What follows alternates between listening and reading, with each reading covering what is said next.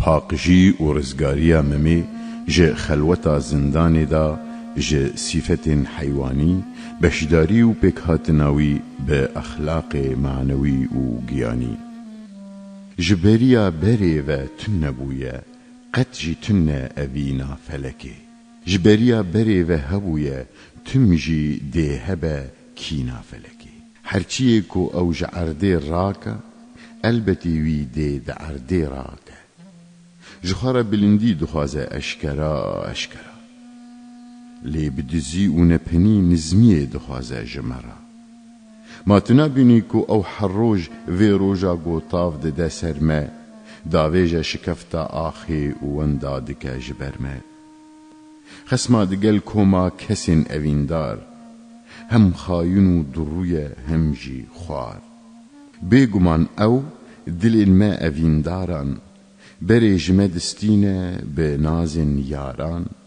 پاشه جی مدکه ملول و بهیوی و کتی وکه ممدکه گرتی به بیرومتی بکو بگیجن مرادان داویج گرتی خانه پاشیا پاشین جی دخه گوره و دبه جوی جیهانه او بخترشی کو جیرا دهات گوتن مم بی دوست و حوال هم جی بی هفدم آویتن چالک بنالین و زاری چالکا وکا گوره تنگ و تاری وک دوی اجده هاک کریت هم جی زشت وک نکیر و منکر جرنخوش بترسی مشت رونشت اولور وک عبادت کاران جعلوی بو عبادت خانه بو وک صوفی سلوک او زندان لوی بو چلخانه لوی بو چالا نخشب او چال او جی گریا هیوکا یکشوی یا هلال او صوفی کو گهشت کنج خلوت او تنیتیه شیخیاوی گها مقام یکیتیه جارنا وک اوینداران او دبو دلخواست جارنا وک عبادت کاران وی دکر داخواز و هر گاف دگل کلا گرینه بوی آوائی وی دنگ دکر لزینه ای یارا وک گرمائی سرشتی ایروت لمصر دل عزیزی لسر تخت دل رونشتی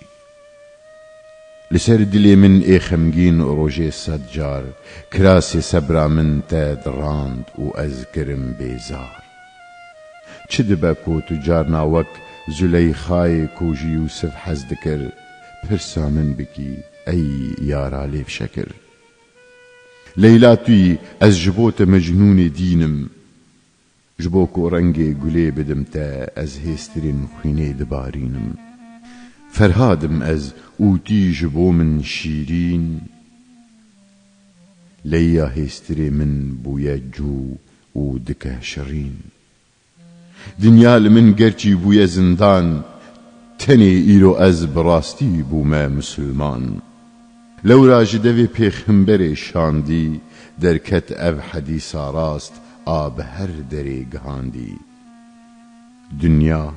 کو بهشت جبو کافرین خودین ناس هیورا بلا و دردانه جبو باوردارین خودیناس چقاس کو گلک تیکل هف و حال نخوشم از او قاسی بوی تیکل هوی دلشا و کیف خوشم از 100 سال جیت من گرتی بهیلی لگرتی خانه ما اسقط بهیوی دبم جه هفگهانه صندخم از به سوره نور ای بنوره دیسی صند بده ماتیا کو اوه پرتوکا کا نویسی 10 جار بحق بجنو بالاته 40 جار بحق زلف و خالاته بوی رویتی وک روژه صندکا جدل آراستیه بوی سینچیت یه وک تاوهی ویجی صندکا باوریه صندکا جدل ببروین تا کجبو من قبل گهن صندکا گور درانی بکزین تا کجبو من سەجدەگەهن سەد سوند بوروویên te yên wek du nûnan digel her du çavên te ev e ji bo min soz û peyman heta ku hilm û hêzeke kêmtirîn jî bidêre ev can ey giyanê min tu yê di vî canî de veşartîbî wek giyan bi qasî ku ez ji ber dûrketinê têkil hevim bê istiqrarim ew qas jî hêviya min heye ji te ez hêvîdarim gerçî mîr li min qehr û xezeb kir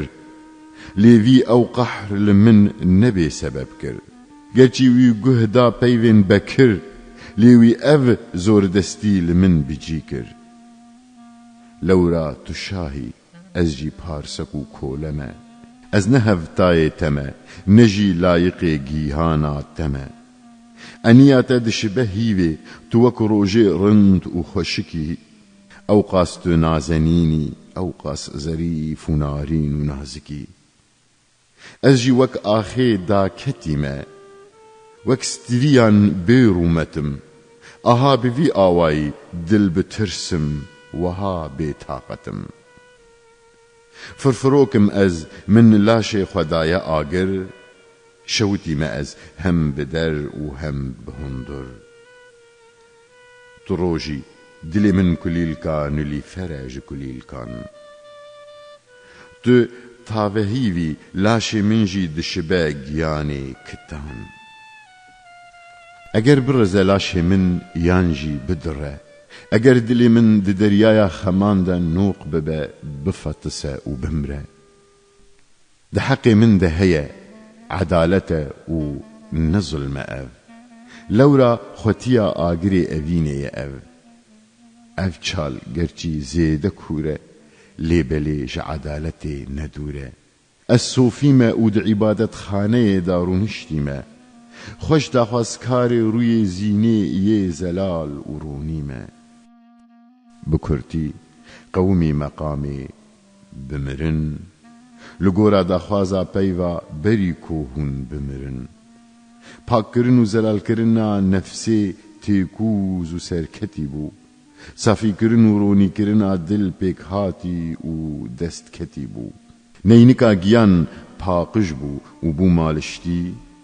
nefs û dil û can bi hev bûn safî û gihiştî ew îbadetkarê li kûrana wê çalê zamanê wî hêjî negihiştibû vegera salê tewr belkî hêj negihiştibû roja çilî